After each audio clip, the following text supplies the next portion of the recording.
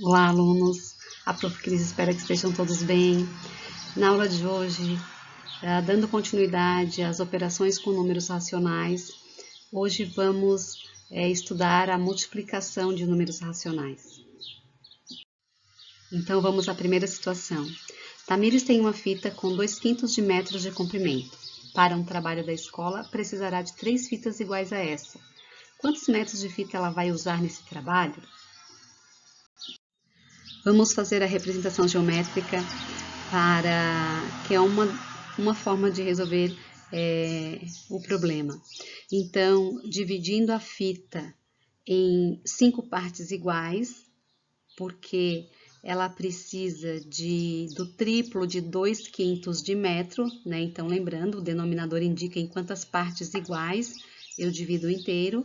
Então, dividindo em 5 partes iguais a fita, e nós vamos ter 2/5, que corresponde à parte amarela da fita, mais 2/5, que corresponde à parte azul, e observem que vai faltar uma parte para completar mais 2/5. Então, para que ela possa ter a fita para o seu trabalho, é necessário mais um inteiro. Então, ela vai usar 2 vezes 2/5 de uma fita, mais 1/5 e mais 1/5 de uma outra fita. Como esses denominadores são todos iguais, porque as duas fitas têm que ser divididas em partes iguais, que neste caso é 5, nós conservamos o denominador, repetimos o denominador e somamos os numeradores. Então, ela vai precisar de 2 mais 2 mais 1 mais 1, 6/5 de metro de fita, ou seja, uma fita inteira mais 1/5 de outra fita. Então, nós podemos também resolver esse problema através do seguinte cálculo: calcular o triplo de 2/5, em que repetimos o denominador e multiplicamos o 3 pelo numerador. Repetindo o denominador, 5, 3 vezes 2, 6. E, portanto, a Tamires vai usar 6/5 de metro de fita, ou 1 metro e 1/5 de metro de fita.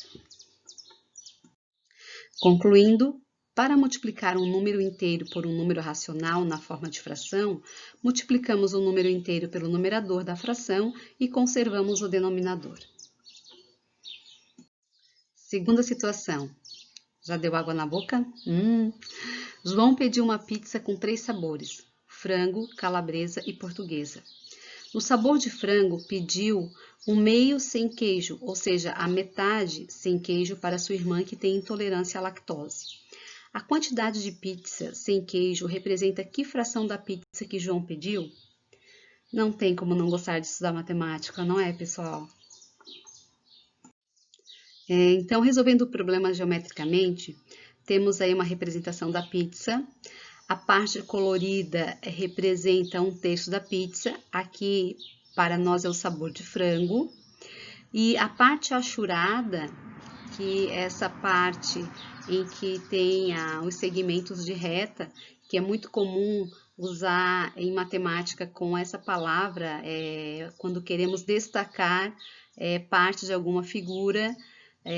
Se não temos como colorir, podemos destacar dessa forma, e chamamos então de parte achurada da figura. Então, essa parte achurada representa 1/2, ou seja, a metade da parte colorida. Ou seja, nós temos 1/2 de 1/3. E a parte achurada, então, representa 1/6 da pizza. Se vocês observarem, a pizza tem 3 sabores. Em destaque, aqui nós temos a parte colorida que representa o frango. Mas, para saber qual o pedaço, a parte que não tinha queijo, foi necessário que nós fizéssemos mais uma divisão em cada pedaço. Sendo assim, a pizza ficou dividida em 6 partes, e uma parte corresponde, então, à parte de frango sem queijo. Portanto, a fração 1/6 da pizza representa a quantidade de pizza sem queijo pedida por João. Esse problema também pode ser representado através da seguinte pergunta: quanto dá 1/2 de 1/3? E podemos responder calculando 1/3 multiplicado por 1/2. É como se a multiplicação substituísse o d. Trata-se de uma multiplicação. E para multiplicar 1/3 por 1/2, multiplicamos numerador por numerador, denominador por denominador. Portanto, 1 vezes 1, 1, 2 vezes 3, 6. E o resultado dessa multiplicação é 1/6. De modo geral, para multiplicar números racionais na forma de fração, multiplicam-se os numeradores entre si e multiplicam-se os denominadores entre si. Exemplo, vamos efetuar as seguintes multiplicações. Letra A, menos 3/4 multiplicado por mais 7/8. Os sinais são diferentes, o resultado será negativo. 3 multiplicado por 7, 21. 4 multiplicado por 8, 32. Letra B, menos 5/9 multiplicado por menos 3/2. Observem que aqui não efetuamos diretamente a multiplicação. Isso porque é possível simplificar antes de multiplicar, usando a técnica do cancelamento. Qual é a vantagem de usar essa técnica? É que o resultado final já é uma fração irredutível, já é uma fração que não poderá mais ser simplificada. E quando podemos aplicar a técnica do cancelamento? Quando o numerador de uma fração e o denominador de outra forem divisíveis por um mesmo número. Então, nesse caso, temos que o 9 e o 3 são divisíveis por 3. Então, eles aparecem riscados porque eles serão divididos por 3 e a nova multiplicação que nós teremos, que é equivalente à anterior, será menos 3/5, que multiplica menos 1/2.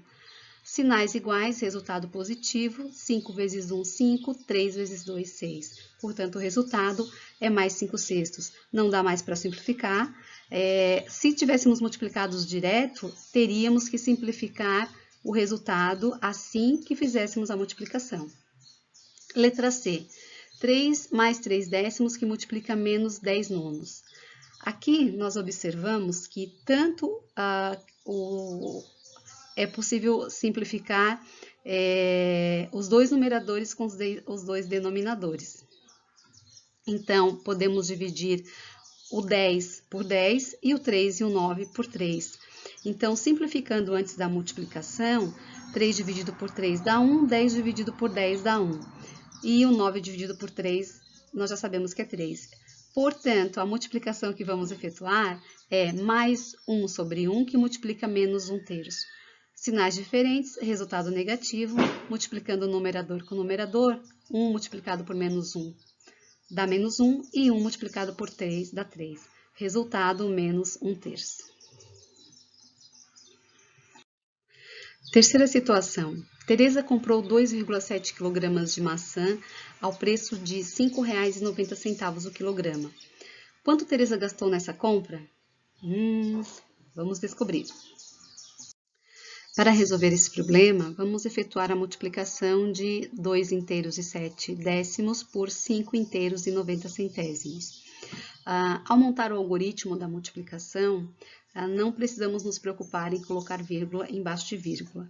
Inicialmente, vamos multiplicar como se a vírgula não existisse.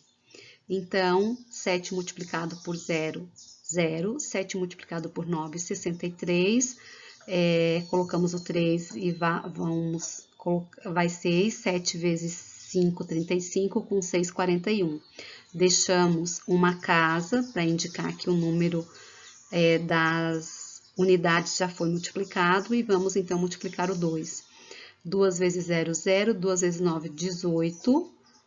Colocamos o 8 e vai o 1. 2 vezes 5, 10 e 1, 11.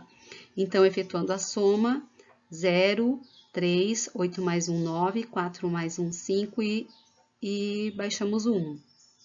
E agora, então, é que não podemos esquecer. O primeiro número tem 2 casas decimais. O segundo número, né, é um fator com uma casa decimal. Então, temos um total de 3 casas decimais. Agora, lá no resultado, nós vamos da direita para a esquerda, contar 3 casas e colocar a vírgula. Então, a Tereza gastou R$ 15,93 na sua compra. De maneira prática, podemos efetuar a multiplicação de 2 ou mais números racionais, desconsiderando a vírgula dos fatores. Em seguida, acrescentamos a vírgula ao resultado, de modo que o número de casas decimais do produto seja igual à soma do número de casas decimais dos fatores. Então, lembramos como é que efetua a multiplicação de números racionais na forma decimal. Vamos continuar. Não vamos continuar, vamos finalizar então, né, pessoal? Espero que vocês pratiquem, porque assim, se divertindo com as atividades, compreenderão melhor como calcular multiplicação de números racionais. E desejo a todos bom estudo.